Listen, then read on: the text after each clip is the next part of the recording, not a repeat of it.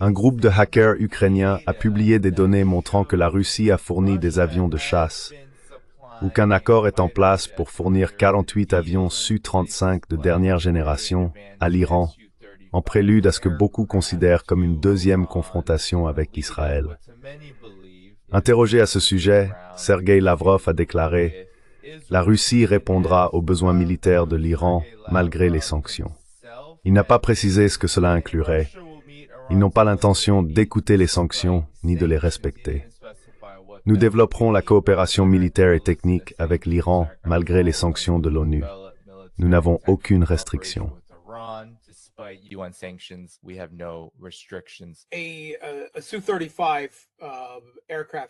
La vente d'un avion Su-35 à l'Iran est en préparation depuis longtemps. Et d'après ce que nous savons, elle a été retardée principalement parce que l'Iran traînait les pieds. À un moment donné, il y a environ un an, des avions d'entraînement étaient impliqués. Car vous savez, la Russie est très méthodique. Elle s'assure que les pilotes du pays acheteur potentiel maîtrisent d'abord parfaitement les appareils d'entraînement avant de passer aux modèles les plus avancés. On ne veut évidemment pas en perdre un pendant la formation. Mais ensuite, l'Iran n'a pas donné suite à l'accord. Et la Russie attendait cela. Les Su-35 ne sont en réalité pas utilisés de manière très intensive pendant le conflit en Ukraine. Donc la Russie est certainement en mesure de respecter les termes d'un tel accord. Mais ce sera un processus, juste pour que vous le compreniez bien.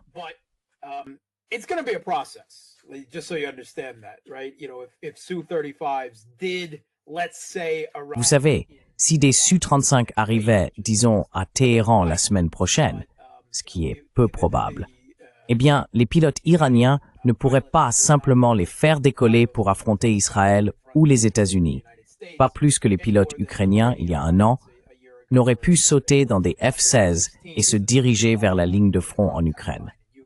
Le Su-35 est également un avion beaucoup plus avancé. Mais nous avons entendu des responsables iraniens au cours des 2 dernières semaines parler aussi de S-400 en route et de MiG-29, n'est-ce pas? Un appareil plus ancien mais performant, à peu près comparable au F-16 russe, soit déjà présent en Iran, puisqu'on en a signalé la présence, soit en cours d'acheminement. Et je suis sûr qu'il y a d'autres livraisons aussi.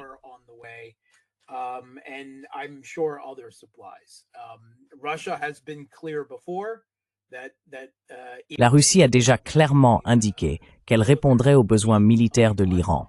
Et c'était l'Iran qui, vous savez, n'était pas intéressé, du moins jusqu'à la dernière attaque d'Israël et des États-Unis. Maintenant, certains signes montrent que l'Iran passe à l'action. L'Iran est, comme l'a décrit Poutine, un pays avec lequel il est difficile d'être ami, n'est-ce pas? Ils ont leur fierté, leur croyance en leur propre souveraineté et indépendance. Et il est compréhensible qu'ils ne veuillent pas être particulièrement dépendants d'un seul pays. Il est également compréhensible qu'ils hésitent à dépendre trop de la Russie. Par le passé, vous savez, la Russie et l'Iran ont, dans un passé lointain, eu des confrontations.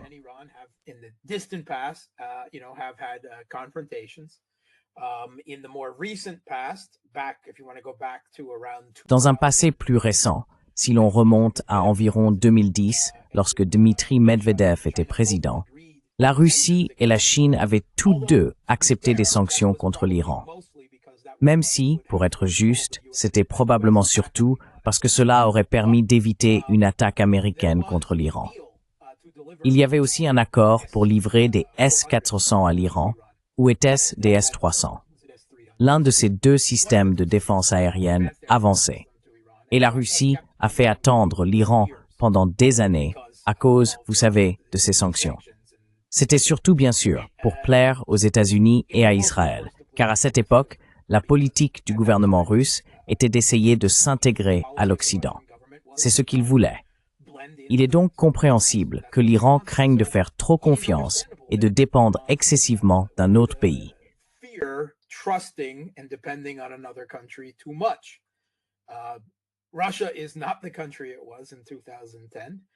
La Russie n'est plus le pays qu'elle était en 2010. Et je suis en fait d'accord avec ce que votre dernier invité disait à propos d'un conflit permanent avec l'Occident. Si le Kremlin ne le comprend pas encore, il devrait le faire. Il ferait mieux de se mettre à la page. Mais je pense qu'il le comprend, ou du moins qu'assez de personnes au Kremlin le comprennent. En réalité, si la Russie, la Chine, l'Iran et d'autres pays, la Corée du Nord, le Venezuela, et ainsi de suite, ne s'unissent pas maintenant, ils seront éliminés un par un.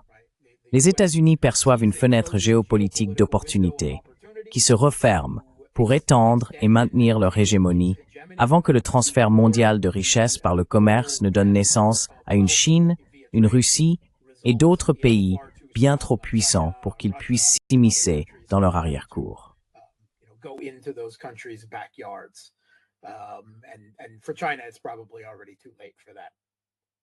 Et pour la Chine, il est probablement déjà trop tard pour cela.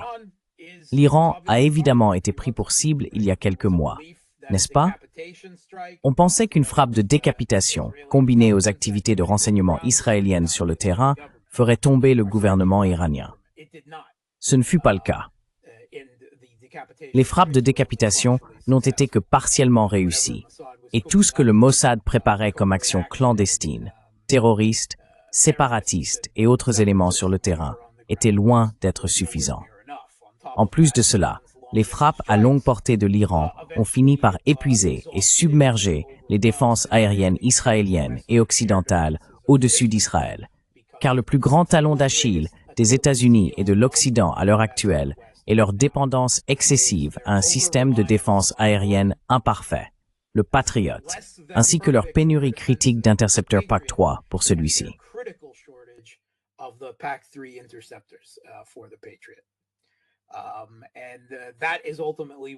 Et c'est finalement pour cela qu'ils ont dû annuler la dernière guerre contre l'Iran.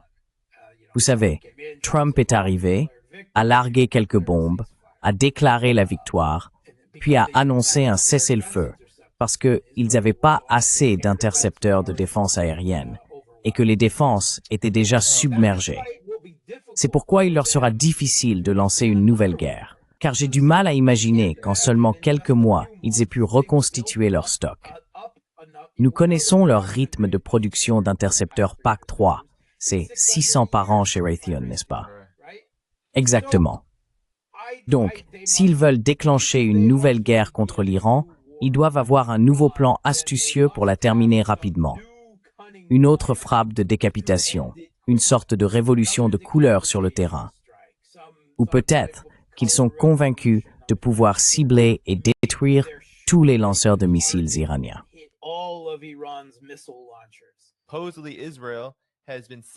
Apparemment, Israël aurait envoyé un message à l'Iran par l'intermédiaire de la Russie, affirmant qu'il ne voulait pas attaquer.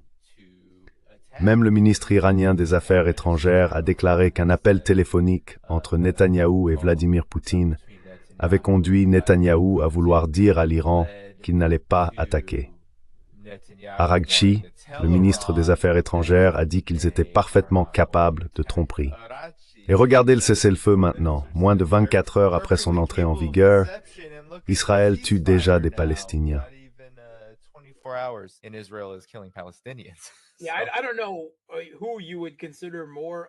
Oui, je ne sais pas qui tu pourrais considérer comme plus peu fiable que Netanyahou ou Trump, tu vois, mais je ne peux faire confiance à aucun des deux. Je ne leur ferai certainement pas confiance du tout, et il n'y a aucune raison de le faire. N'est-ce pas? Je veux dire, l'Iran a été attiré dans une tentative d'attaque surprise la dernière fois parce qu'il s'était engagé dans une démarche diplomatique avec les États-Unis. Les dirigeants du Hamas ont été assassinés au Qatar alors qu'ils s'y trouvaient sous le prétexte d'examiner un nouvel accord américain. On le voit déjà. Le cessez-le-feu il n'a toujours été prévu que pour durer jusqu'à l'échange d'otages, et il n'y avait jamais eu la moindre chance qu'il dure au-delà. Il n'y avait absolument aucun moyen qu'Israël permette un jour la présence de soldats de la paix arabes ou indonésiens sur le terrain dans son grand Sion. Donc ce n'est pas une surprise.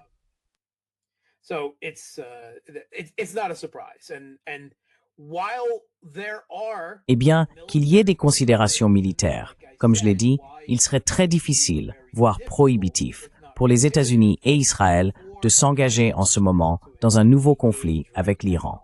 Le plus gros problème, c'est le manque, le talon d'Achille, c'est la défense aérienne, en particulier la pénurie d'intercepteurs de défense aérienne. Nous n'avons aucune raison de croire qu'ils ont d'une manière ou d'une autre miraculeusement augmenté la production, et cela complique beaucoup les choses. Cela ne veut pas dire qu'ils ne trouveront pas un plan astucieux qu'ils croient réalisable, comme ils l'ont fait la première fois, n'est-ce pas? C'est là le danger, leur manque de réalisme militaire quant à leur capacité dans ce domaine. Mais on pourrait dire la même chose de bien d'autres choses auparavant.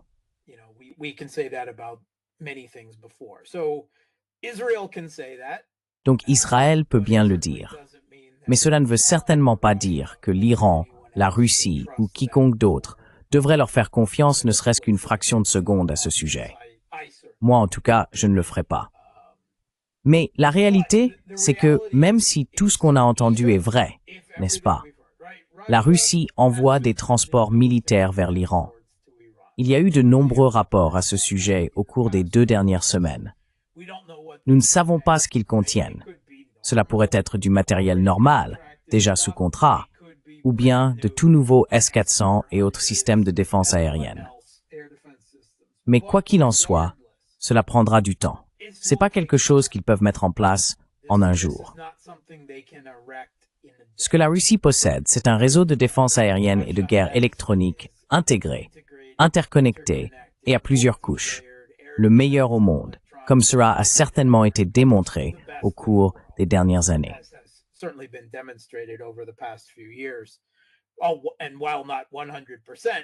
Et bien que ce ne soit pas parfait à 100%, c'est aussi proche que possible de tout ce qui a existé dans l'histoire.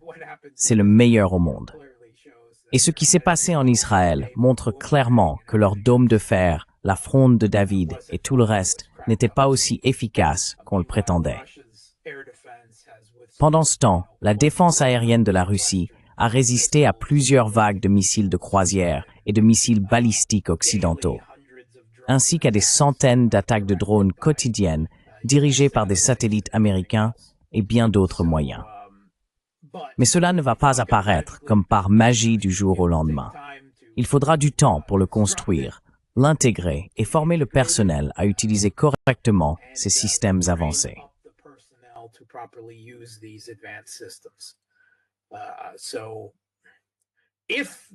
Donc, si les États-Unis et Israël envisagent une autre attaque rapide et trompeuse, alors tout ce que la Russie et ou la Chine peuvent fournir, car il y a également eu des rapports sur des transports militaires chinois se rendant en Iran, n'aidera que dans une certaine mesure. Cela prend du temps. Qu'il s'agisse de défense aérienne ou d'avions de chasse russes, ce n'est pas quelque chose qui peut être intégré du jour au lendemain, comme on l'a clairement vu avec l'impossibilité pour le proxy occidental en Ukraine. Tous ces systèmes sophistiqués doivent être opérés par leur propre personnel. Et même dans ce cas, sans système intégré, ils ne fonctionnent pas comme des réseaux interconnectés multicouches. Leur efficacité reste très limitée.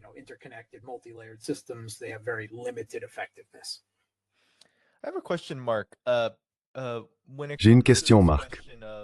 En ce qui concerne ce sujet, en particulier les modèles plus anciens, les MiG, et même les systèmes de défense aérienne que la Russie fournit à l'Iran, j'ai entendu des rapports en provenance d'Iran affirmant que des ingénieurs russes et un soutien logistique seraient impliqués.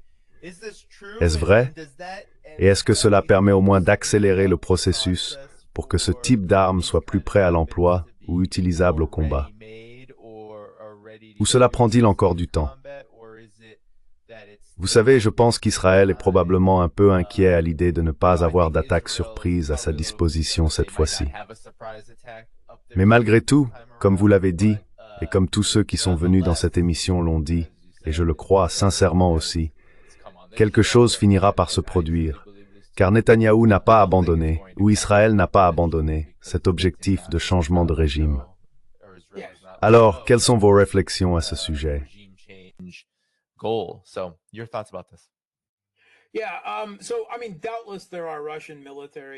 Oui, donc je veux dire, il ne fait aucun doute qu'il y a des militaires et des techniciens russes sur le terrain. C'est vrai, en fait c'est essentiel. Ce n'est pas quelque chose qui accélérerait nécessairement le processus. C'est une partie indispensable du processus. Sans cela, rien ne se ferait. Nous savons donc que la Russie a beaucoup de personnel sur place. Par exemple, ses scientifiques, ingénieurs et ouvriers à Bushehr, la centrale nucléaire iranienne. Même lors des dernières frappes, la Russie a été très claire. Elle ne retirait pas son personnel de Bushehr et elle a averti Israël, n'y touchez pas, nos gens sont là, ne frappez pas cet endroit. Et ils ne l'ont pas fait. Mais quoi qu'il en soit, je ne m'attends pas à une situation où la Russie déclarerait la présence de forces militaires au sol en Iran comme une sorte de dispositif humain de dissuasion.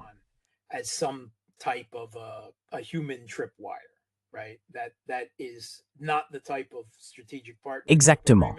Ce n'est pas le type d'accord de partenariat stratégique que la Russie et l'Iran ont à notre connaissance. Il ne comporte pas de clause de défense mutuelle comme celui avec la Corée du Nord. Bien que, encore une fois, on nous ait dit que la Russie avait proposé cela à l'Iran et qu'ils avaient refusé. De même que les Chinois. Malheureusement, le niveau d'alliance, de confiance et d'intégration entre les trois n'est toujours pas à la hauteur de ce qu'il devrait être, et il doit l'être. Espérons qu'ils feront des progrès à ce sujet, car sinon, comme je l'ai dit, ils seront éliminés un par un. Mais on a découvert, vous savez, que la Russie était bien plus coriace. L'administration Blinken-Sullivan a découvert que malgré leur idée qu'ils pouvaient abattre la Russie et se tourner ensuite vers la Chine, ils n'y sont pas parvenus.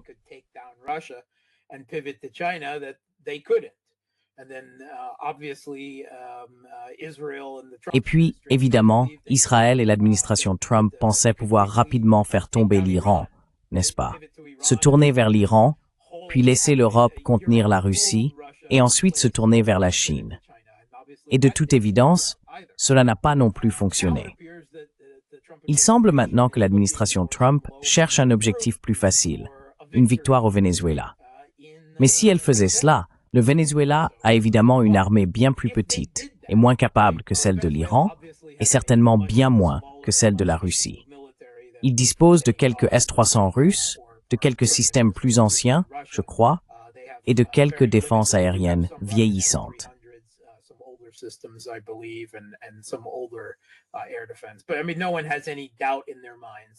Mais je veux dire, personne ne doute que si les États-Unis intervenaient massivement au Venezuela, ils pourraient, grâce à des frappes de décapitation, éliminer le gouvernement vénézuélien.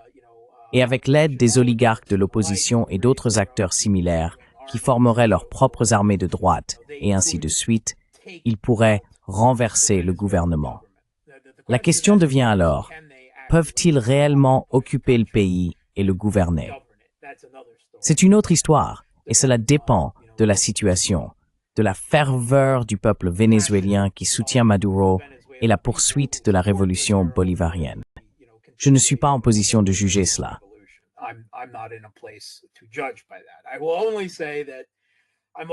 Je dirais seulement que j'ai toujours peur dans de telles situations, car les États-Unis, le Royaume-Uni, le Mossad, voire les services de renseignement turcs, ont déjà prouvé par le passé qu'ils étaient extrêmement efficaces pour coopter secrètement des généraux et des figures politiques de haut rang et pour amener les troupes à se retirer.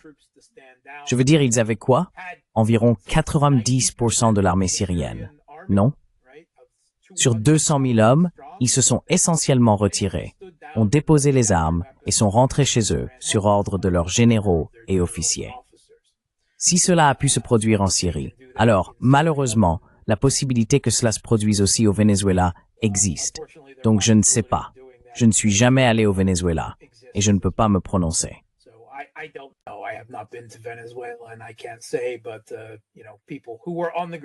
Mais, vous savez, les personnes qui étaient sur le terrain en Syrie ne l'avaient pas vu venir non plus. Donc nous ne savons pas. Nous ne savons pas.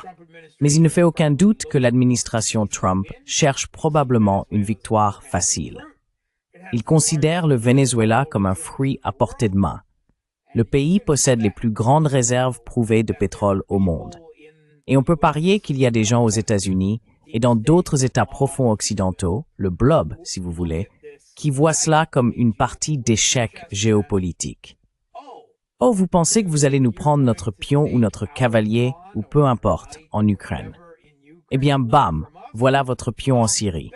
Bam, voilà votre pion au Népal. Bam, le Venezuela. Indonésie, exactement, l'Indonésie partout. Nous sommes déjà engagés dans une partie de longue haleine. Je veux dire, nous sommes dans le conflit pour l'ordre mondial qui se joue sur les plans militaires, économiques, dans le cyberespace et bien sûr dans la sphère de l'information, n'est-ce pas? Ce n'est pas un seul conflit. C'est une multiplicité de conflits, ce qui est logique lorsqu'on cherche à empêcher la naissance d'un ordre mondial multipolaire. Nous sommes dans ce jeu. Nous y sommes bien engagés. Et le Venezuela, ce qui s'y passe, n'est qu'une autre partie, une bataille de plus dans ce qui sera au final un conflit qui durera des décennies. Et nous aurons une chance inouïe si cela ne se termine pas en Armageddon nucléaire.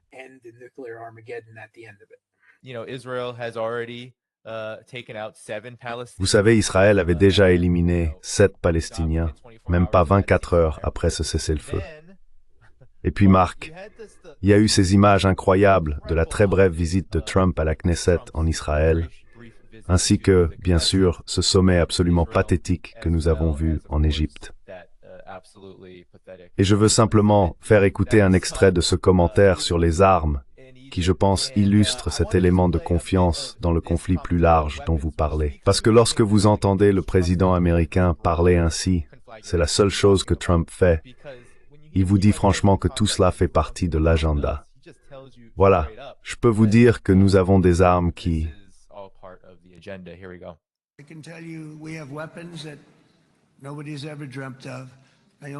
Personne n'en a jamais rêvé. J'espère seulement que nous n'aurons jamais à les utiliser. J'ai reconstruit l'armée, j'en étais fier.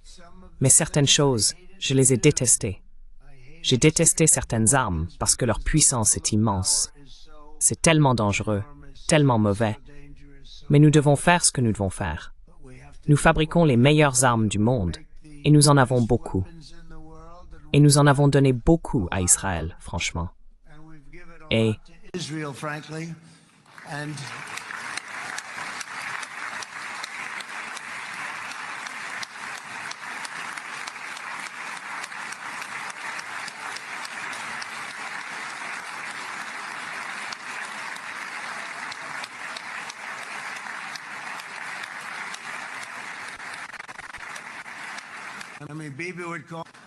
je veux dire, Bibi m'appelait tellement de fois. Peux-tu m'obtenir cette arme? Cette arme? Cette arme? Certaines, je n'en avais même jamais entendu parler, Bibi. Et je les ai fabriquées. Mais on les faisait arriver, n'est-ce pas? Et ce sont les meilleurs. Les meilleurs. Mais tu les as bien utilisés.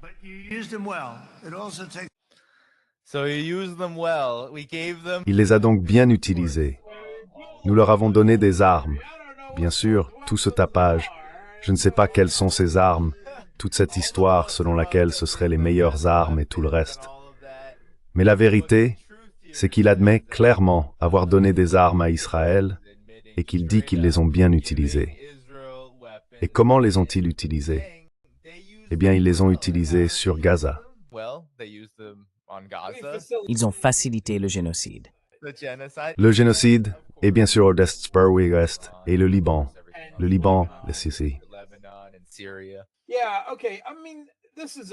Oui, d'accord. Je veux dire, c'est un dictat néocolonial. Je ne m'attends pas à ce qu'il dure plus longtemps que le précédent. Souviens-toi, nous avons déjà traversé tout cela.